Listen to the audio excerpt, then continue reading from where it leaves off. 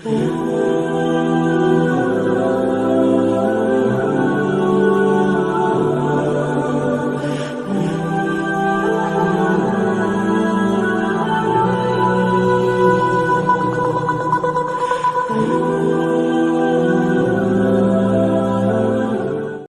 باللہ من الشیطان الرجیم، بسم اللہ الرحمن الرحیم۔ سبحان اللہ و بحمدہ عدد خلقہ و رضا نفسہ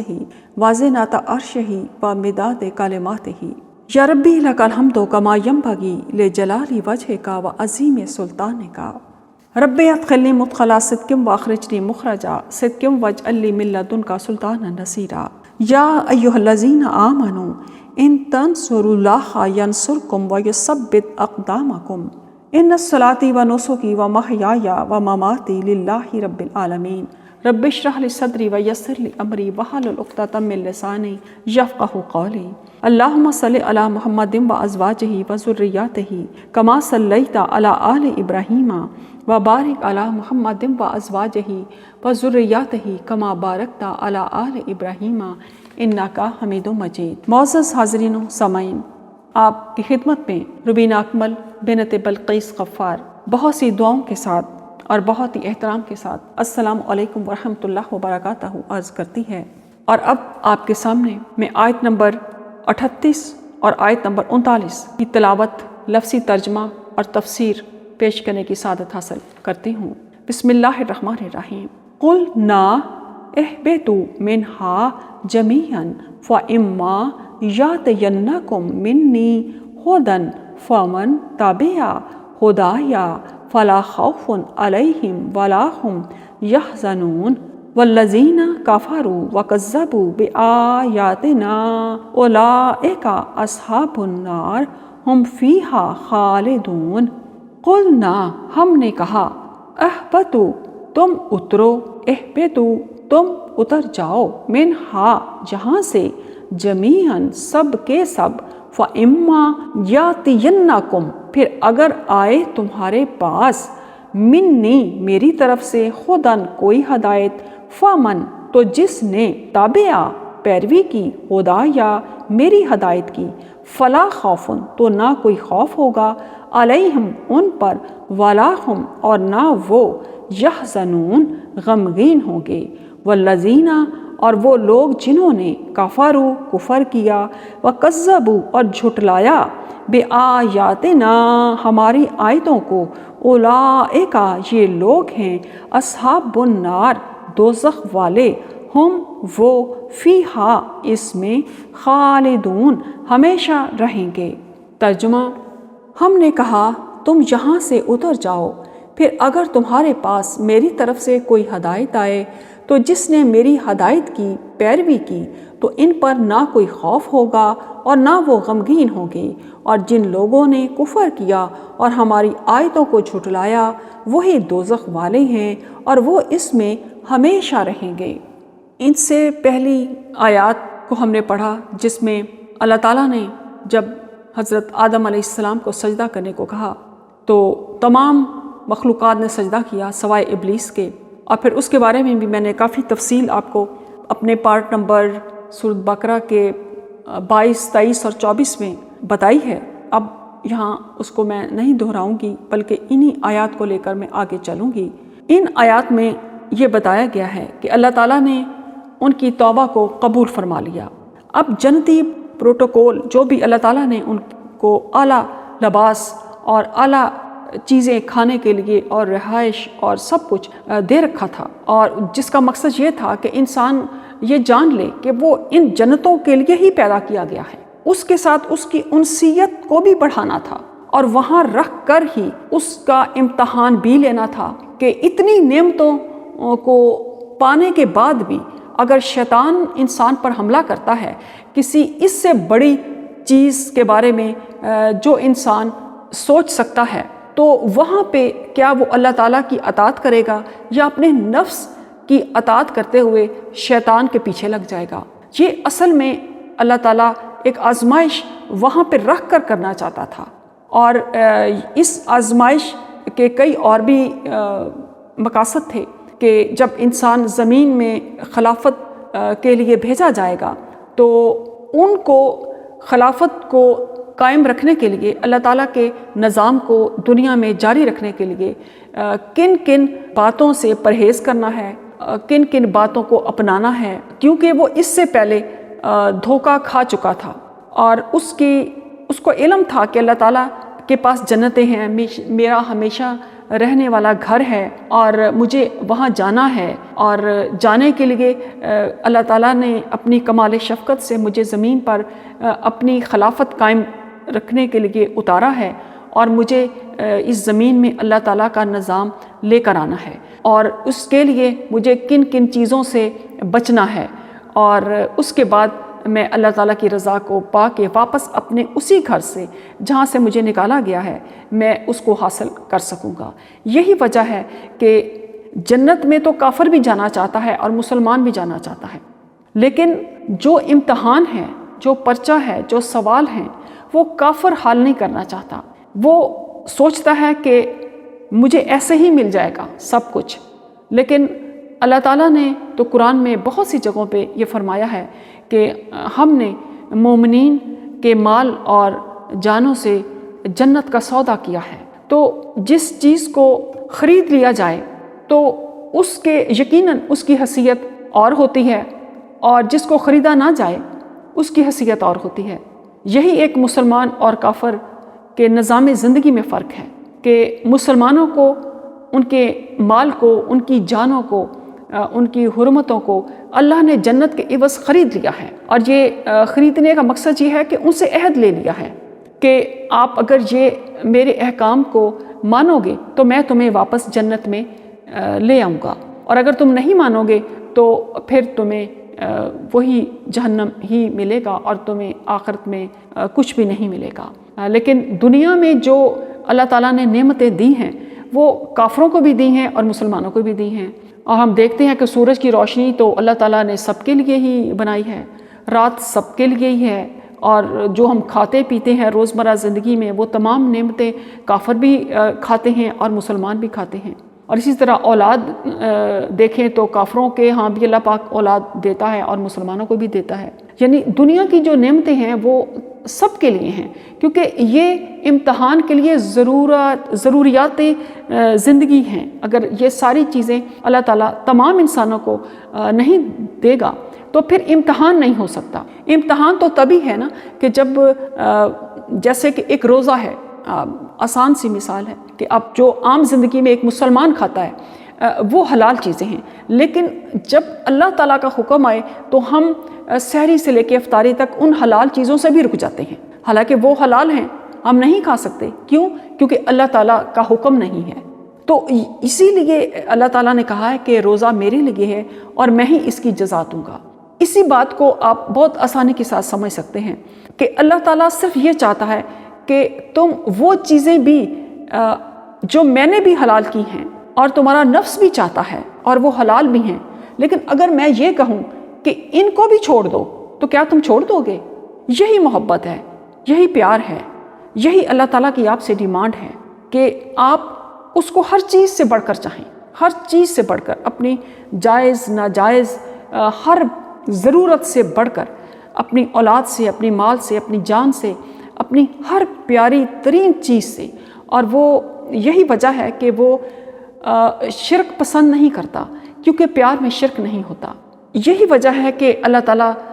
نے شرک کو سب سے بڑا گناہ قرار دیا ہے۔ اگر آپ دنیا میں کسی بھی چیز کو اللہ سے زیادہ چاہیں گے تو وہ آپ سے ناراض ہو جائے گا۔ آپ یہ کہیں کہ میں اللہ کی تو نہیں مانوں گا لیکن اس شخص کی میں مان لوں گا کیونکہ اس سے مجھے بڑا پیار ہے، تو آپ وہیں پہ فیل ہو جائیں گے اللہ تعالیٰ کے اس امتحان میں جو جنت کے لیے آپ دینے کے لیے زمین میں اتارے گئے ہیں۔ تو ہمیں چاہیے کہ ہم اپنی پسندیدہ ترین چیز جہاں سے ہم گر سکتے ہیں، جہاں پہ ہمیں یقین ہے کہ یہ ہم سے برداشت نہیں ہوگا، ہم سب کچھ کر لیں گے لیکن یہ نہیں ہو سکتا، وہی آپ کا امتحان ہے، چاہے وہ مال ہے، چاہے کوئی عورت یا مرد ہے، یا کوئی آپ کا کوئی پسندیدہ پیشہ ہے، یا کوئی پسندیدہ کھانے یا پہننے والی چیز ہے جو سب سے زیادہ پسند ہے، بس وہی آپ کا امتحان۔ اگر آپ وہاں سے پار ہو گئے تو پھر جنتیں آپ ہی کی ہیں۔ اب ہم اس آیت کی طرف آتے ہیں کہ جب اللہ تعالیٰ نے آپ کی دعاؤں کو قبول کر لیا تو پھر کیا ہوتا ہے، اللہ تعالیٰ کیا فرماتے ہیں، ان کا ذکر یہاں پہ ہم کریں گے۔ جنتی پروٹوکول جب ختم ہوتے ہی جب سیدنا آدم اور سیدہ حوا علیہ السلام کو اپنی غلطی کا احساس ہو گیا، انہوں نے فوراً نافرمانی سے فرما برداری کی طرف رجوع کر لیا اور ایسے الفاظ سے اپنے رب سے معافی چاہی جن کے ذریعے سے وہ انہیں معاف فرما دے۔ تو اللہ تعالیٰ بڑے لطف و کرم والا ہے، تو اس نے پھر خود ہی ان کو سب کچھ سکھا دیا جو انہوں نے اللہ تعالیٰ سے عرض کی، اور پھر اللہ تعالیٰ نے معاف کر دیا۔ جب توبہ قبول کر لی، لیکن انہیں دوبارہ جنت میں آباد کرنے کی بجائے زمین ہی میں رہ کر جنت کے حصول کی تلقین فرمائی، کیونکہ زمین ہی کی خلافت کے لیے انہیں پیدا کیا گیا تھا۔ تو اللہ تعالیٰ نے ان پر واضح کر دیا کہ اب انہیں اور ان کی اولاد کو زمین ہی پر رہنا ہوگا اور جنت میں واپسی کے لیے اس ہدایت اور راستے پر چلنا ہوگا جو اللہ تعالیٰ کی طرف سے ان کے پاس آئے گا، اور یہ ہدایت وحی کی صورت میں تمام انبیاء اور رسل کے پاس آتی رہی ہے۔ یوں یہ سلسلہ سیدنا آدم علیہ السلام سے شروع ہو کر محمد صلی اللہ علیہ وآلہ وسلم پر ختم ہو گیا۔ نبی کریم صلی اللہ علیہ وآلہ وسلم آخری نبی ہیں اور قرآن مجید اور احادیث مبارکہ آخری وحی ہیں۔ آج ہمارے پاس اللہ تعالیٰ کی طرف سے نازل کردہ یہ دونوں چیزیں موجود ہیں۔ دنیا و آخرت کی فوز و فلاح انہی پر عمل کرنے اور انہی حرز جاں بنانے میں ہے۔ فرمان نبوی صلی اللہ علیہ وآلہ وسلم ہے، میں تم میں دو چیزیں چھوڑ کر جا رہا ہوں، جب تک تم ان دونوں کو مضبوطی سے تھامے رکھو گے کبھی گمراہ نہیں ہوگے، ایک اللہ کی کتاب اور دوسری اس کے رسول صلی اللہ علیہ وآلہ وسلم کی سنت۔ جو لوگ آسمان سے آنے والی ہدایت کی پیروی کریں گے، اللہ تعالیٰ نے ان کے لیے دو انعامات کا تذکرہ کیا ہے۔ ایک یہ کہ ان پر کوئی خوف نہیں ہوگا، خوف آنے والے کسی چیز سے ڈر کو کہتے ہیں۔ دوسرے یہ کہ وہ غم زدہ نہیں ہوں گے۔ کوئی چیز ہاتھ سے نکل جائے تو اس پر کیے جانے والے افسوس کو غم کہتے ہیں۔ اس کا ذکر سورہ تغابن میں بہت اچھے طریقے سے کیا گیا ہے، سورۃ حدید میں بھی کیا گیا ہے۔ میں آپ کے سامنے ایک مسلمان جو یہ سوچتا ہے کہ اس کے پاس کوئی چیز آ جائے تو اس کو کتنی خوشی ہونی چاہیے، اور کوئی چیز اس کے ہاتھ سے نکل جائے تو اس کو کتنا افسوس ہونا چاہیے، اس کا مقصد کیا ہے، آخرکار ایسا کیوں ہوتا ہے، اس کی جو وضاحت ہے وہ اللہ تعالیٰ نے اس سورۃ تغابن میں اس طرح سے فرما دی ہے۔ معزز حاضرین، قرآن پاک میں اللہ تعالیٰ کا یہ پیغام ہے کہ اگر آپ کو کوئی خوشی ملتی ہے تو آپ کو اترانا نہیں چاہیے، اور اگر آپ کے ہاتھوں سے کوئی چیز چلی جاتی ہے تو آپ کو اس پر افسوس نہیں کرنا چاہیے، تاکہ آپ ایک متوازن رویہ جو ہے رکھیں۔ اور اسی بات کو سورۃ تغابن میں آیت نمبر 11 میں یہ بیان کیا گیا ہے، تاکہ انسان پر جب کوئی مصیبت آتی ہے تو وہ یہ نہ سمجھے کہ شاید اب اللہ تعالیٰ نے میری بات سنی نہیں اور میں مصیبت میں ہی رہوں گا، بلکہ وہ یہ سمجھے کہ اللہ تعالیٰ جو کرتا ہے میری بہتری کے لیے کر رہا ہے، اور وہ رحیم و کریم ہے، اور اللہ تعالیٰ کے بارے میں اچھا گمان رکھے، کیونکہ اللہ تعالیٰ اپنے بندوں سے پیار کرتا ہے، اور اس کی بہت سی حکمتیں ہماری سمجھ میں فوری طور پر نہیں آتی، لیکن جب کچھ وقت گزرتا ہے تو ہم سمجھ پاتے ہیں کہ وہ مصیبت یا وہ غم یا وہ ہمارا نقصان کیوں ہوا۔ اس نے آج ہمیں بہت بڑی مصیبت سے بچا لیا ہے۔ ایسے ہی جیسے کسی کی موت لکھی ہو، لیکن اس کو صرف کچھ دیر چند چوٹوں سے اسے بچا لیا جائے، اور اسے وہ موت جیسی جو سختیاں ہیں اس سے بچا لیا جائے۔ موت کا تو بلا شبہ ایک دن مقرر ہے، اور وہ اسی لمحے آئے گی، اور اس سے پہلے کوئی بھی جان مر نہیں سکتی۔ لیکن زندگی میں ایسے بھی واقعات ہوتے ہیں جو آپ اس وقت سوچتے ہیں کہ اللہ تعالیٰ اس سے بہتر تھا کہ تم مجھے اٹھا لیتا، اتنی بڑے میں غم میں ہوں یا مصیبت میں پڑ گیا ہوں تو میں اب کیا کروں۔ تو اس وقت پھر آدمی یہ بھی سوچتا ہے کہ شاید کسی نے جادو کر دیا ہے، یا کسی کی نظر لگ گئی ہے، یا کسی نے میرا نقصان کیا ہے، جبکہ اللہ تعالیٰ تو قرآن میں کہتا ہے کہ اگر تمام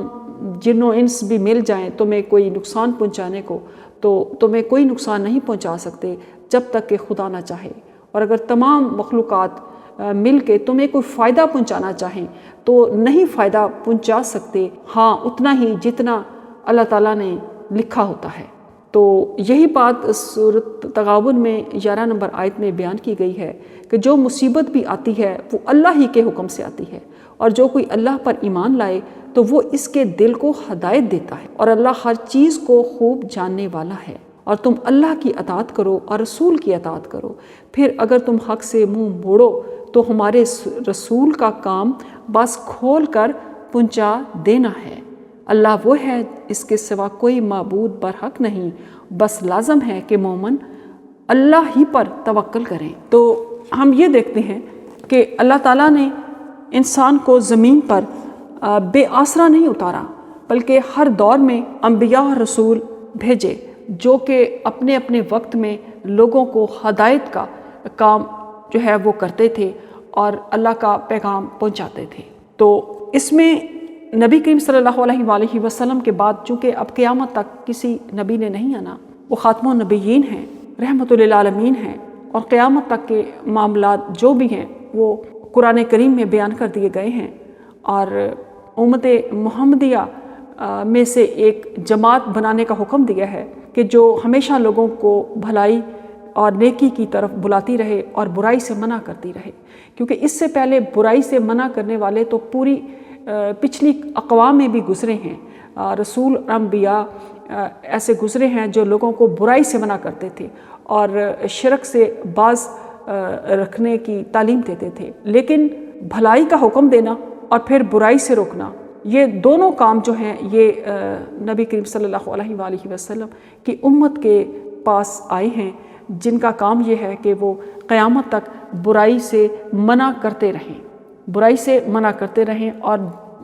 حرام کردہ چیزوں کو وہی تعلیم دیں جو قرآن پاک نے حرام کردہ چیزوں کی تعلیم دی ہے، اور سنت نبوی پر عمل کرتے رہیں۔ تو پھر ہم اپنے رب کے پاس سرخ رو ہو کر جا سکتے ہیں اس کی رحمت اور اس کے فضل کے ساتھ۔ اور جو لوگ آسمان سے آنے والی ہدایت کی پیروی کریں گے، اللہ تعالیٰ نے ان کے لیے 2 انعامات کا ذکر کر دیا ہے کہ وہ ایک تو یہ کہ وہ کسی ہاتھ سے جانے والی چیز کا افسوس نہ کریں، اور جو ان کو نعمتیں دی گئی ہیں ان نعمتوں کا شکر ادا کریں اور ان میں ان لوگوں کا بھی حصہ سمجھیں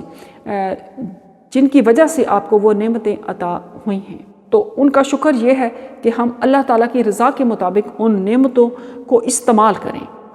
آرام و آزائش کا کوئی گوشہ ایسا نہیں جو ان 2 لفظوں سے باہر ہو۔ اللہ تعالیٰ کی ہدایت کی پیروی کرنے والوں کے لیے یہ بہت بڑی فضیلت ہے کہ وہ آخرت میں جا کر اپنی دینوی زندگی پر افسوس نہیں کریں گے جیسا کہ کفار افسوس کریں گے۔ اس طرح قیامت کے دن کی بڑی ہولناک گھبراہٹوں سے بھی وہ محفوظ ہوں گے۔ اس کے برعکس جن لوگوں نے ہدایت الہی کو کوئی اہمیت نہیں دی، اللہ تعالیٰ کا انکار کیا اور اس کی آیات کو جھٹلا کر باغی اور سرکش بنے رہے، تو اللہ تعالیٰ کے ہاں اس بغاوت کی کڑی سزا ہے۔ اللہ تعالیٰ انہیں جہنم کے سپرد کر دے گا اور وہ ہمیشہ ہمیشہ کے لیے اس کا ایندھن بنے رہیں گے۔ اللہ تعالیٰ نے قرآن میں کافی آیات اس سلسلے میں بیان فرما دی ہیں جو ہمارے لیے مشعل راہ ہیں کہ ہم اللہ اور اس کے رسول صلی اللہ علیہ وآلہ وسلم کے احکام کی پیروی کریں اور شیطان کے قدموں پر نہ چلیں۔ صدق اللہ العظیم۔ صدق اللہ۔ اللہم صل علی محمد وعلی آل محمد كما صليت على إبراهيم وعلى آل إبراهيم إنك حميد مجيد اللهم بارك على محمد وعلى آل محمد كما باركت على إبراهيم وعلى آل إبراهيم إنك حميد